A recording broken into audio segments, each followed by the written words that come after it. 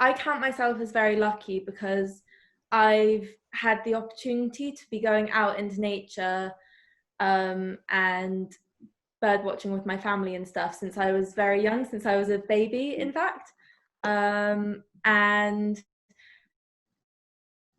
for me, like it's been very formative, I suppose, and I've always felt that it was a shame that other people haven't had the same experiences as me. And I guess a lot of the work that I do has stemmed from the fact that I want people to be able to engage with nature and get all the benefits from it in the way that other people can. And it was the same time that I started my blog when I was about 11 or 12 years old that I very suddenly realized that I had pretty much never seen anyone that looked like me out in nature. I'm half Bangladeshi, and it was slightly shocking for me, I suppose, because I couldn't understand why massive groups of people like my family, just weren't going to reserves, weren't going out into the countryside, weren't, yeah, I suppose, spending any time surrounded by nature. And yeah, I guess I wanted to do something about it. And at this time, I was organizing a nature camp in the summer of 2015 because it was something that was happening in America, and I wanted to hang out with other teenagers that also like nature, and there just wasn't one that existed in the UK. So I decided to start my own. And when I sort of realized that diversity was a massive issue when it came to engaging with nature, I sort of did a bit of a 180, and I decided that I wanted to try and get some VME, or visually minority ethnic kids, from inner city Bristol, where I live, and I suppose bring them out into the countryside for a weekend and try and give them that opportunity. And yeah, I didn't give myself very long. It was a bit of a mess, in that I didn't know what I was doing at all, because I was only 13 at the time. But we managed to get 5 kids, and yeah, it was, to be honest, at the start, it was very stressful. These boys, they hadn't like decided to come by themselves. Their mums had also sent them. We didn't really know what we were doing with the camp anyway. And then these boys just did not seem pleased to be there at all. And it was just like, oh my gosh, this is like a terrible mistake. We never should have done this. But you know, we talked with them, we hung out with them, we did different activities with these boys over the weekend, and they slowly sort of softened up to nature and started really enjoying themselves. And it was this one moment where like we'd taken them bird watching, and like we'd woken them up at 6 o'clock in the morning so they had time to do all their hair and stuff before we went out onto the reserve. And they, you know, they just weren't enjoying what we were doing, I suppose. And one of our volunteers came up and they started talking to them about the speed of peregrine falcons and comparing it to Formula One race cars and stuff. And these boys just perked up, and instantly they were really engaged in this conversation, and they were interested and they wanted to learn more about it. And for me, that was a massive learning curve, and understanding that I suppose to make a difference and to ease people into things that are very alien to them, it has to be relevant in some way, because otherwise it's just, you know, it's not interesting for them. And yeah, so that went well in the end, the camp. And I felt like I'd done something interesting and something good, but I wanted to know why it was a problem in the first place and what was really going on. So I decided to send off various letters and emails to all the different nature NGOs in the UK to ask them what was going on, what they were doing to fix the problem. And the answer was not a lot, but they were very interested in what I had done at the camp, because it was something that they hadn't really thought of before. So that autumn of 2015, they tried to all invite me up to their various HQs to talk to them about diversity. And, you know, at this point, I was like 13 still. And you know, I was a child. I wasn't an expert in diversity, and I had school, so I couldn't spend like a month trekking around the country talking to people about these issues. But I thought it was nice that they even cared enough to talk about it.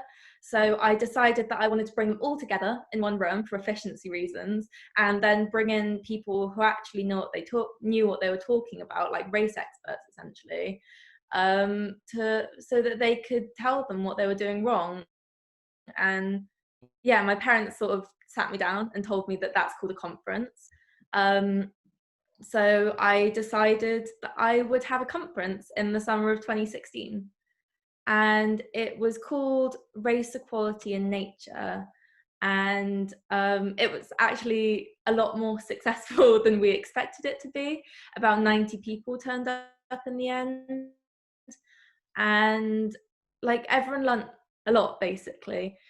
And we were talking to some people from one of the NGOs afterwards, and they were saying usually when they go to these types of conferences, they learn one or two things, and that's what made it worth it. But every single thing that they were hearing or learning about on that day, they just never even thought of before. Because so the nature sector in the UK is the second worst in terms of diversity, with 0.6% of it being not white. And to be honest, because there is such a lack of diversity in the first place, it means that they didn't even know how to engage or start a conversation with the people that they wanted to talk to.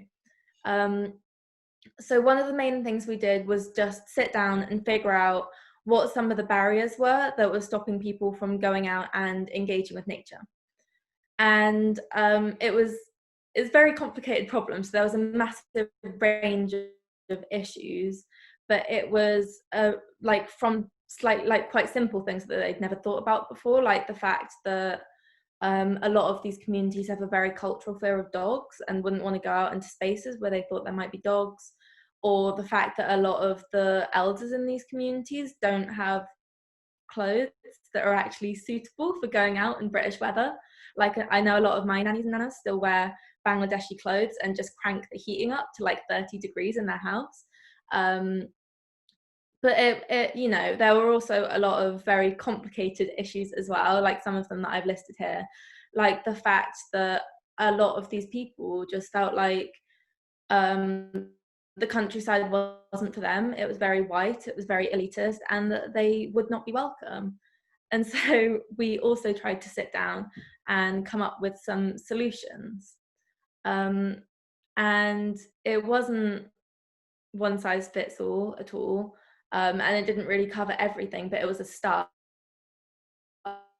And it was, you know, fixing something that people had never really even wanted to talk about before.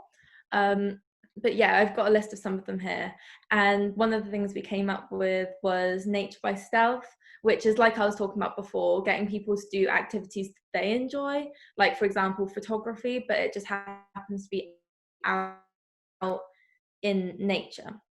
But the main conclusion from the conference was me setting up my organisation Black to Nature, as, you know, an organisation that is made purely to combat the issue of, you know, the lack of diversity.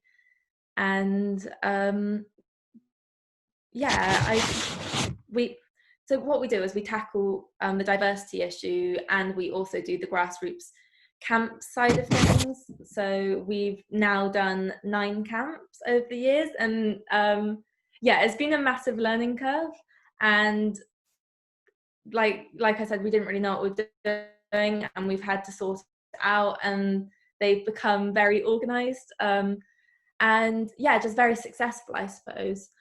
But and we've also set up primary age camps for children, which are really sweet mainly, and they're my favorite part of the whole work that I do. But yeah, that's my favorite side of the work that we do with Black to Nature. But to be honest, the more effective side of it is working with these organizations, dealing with these barriers, making sure that they don't stagnate in the work that they're doing and carry on, you know, trying to change things, I suppose. And Personally, I think that my organization is now more than ever, like, very essential, not only because it's incredibly important for the people that we're working with and trying to give more of an access to nature to, for the sake of their mental and physical health. Like, BME people are so much more likely to get sectioned in the UK just because there is such poor mental health amongst the communities. And I think that having that access to nature that they just don't have at the moment could go a long way to solving that. But, you know, we're also on the verge or in the middle of various environmental crises, and it seems bizarre to me that people expect to be able to solve these issues when massive sections of our society just aren't engaged with them because they don't have that love of nature and the environment, and they just don't have a reason to try and fix things, I suppose. And yeah, I think, like, Black to Nature is a very successful organization now. We've run several conferences. People listen to us when we give them advice. People want to work with us. But like I said, it's been a massive learning curve. And to be honest, even though I didn't have the experience, I think the reason that I have managed to succeed is purely by being very tenacious. Because the type of thing that my organization is trying to do wasn't welcome at all in the sector that I was trying to work with. And for a long time, it did feel like I was banging my head on a brick wall. No one really wanted to listen. No one wanted to acknowledge that there was, you know, institutional racism within these sectors, within these organizations that they worked in. But after a very long time, with lots of very slow progress, people have started acknowledging that there's a problem and they want to fix it. And in the last year or so, I've finally started hearing all the things that I've been saying for years echoed back at me when I challenge these organizations about what they're going to do to fix things. And I guess for me, it feels like a sign that these organizations are accepting the change that I'm advocating for. And for me, that feels like the start of success. So yeah, thank you.